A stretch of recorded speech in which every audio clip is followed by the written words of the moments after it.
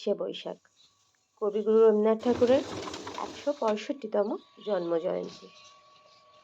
Good morning, আমি টিনা।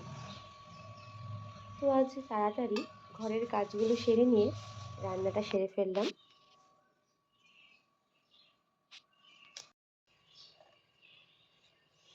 সেই pregnancy থেকে আর চুল ওঠা বন্ধ হলো না।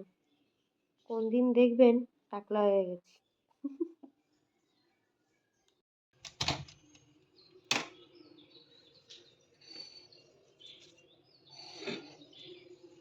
টেনে টেনে ঘুম থেকে তুলে ফ্রেশ করিয়ে রেডি করে নিলাম। আজ তাকে রাজা সাজতে হবে। সেজেছেও বেশ, ওড়না, পাগড়ি, পাঞ্জাবি। দৌড়ায় না পড়ে যেতে পারো, তাই তো কেটস পরিয়ে দিলে হতো, তো আমার মাথায় আসেনি।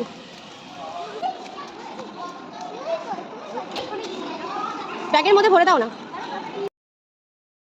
মেয়েকে রেখে আমি একটু ডিউটির জায়গায় এলাম। এখান থেকেই সোজা ওকে আনতে যাব।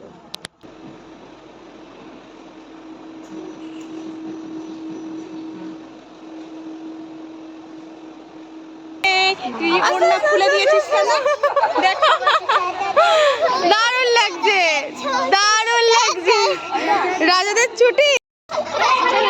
যা শোনো, দাঁড়াও একটা ছবি তুলি।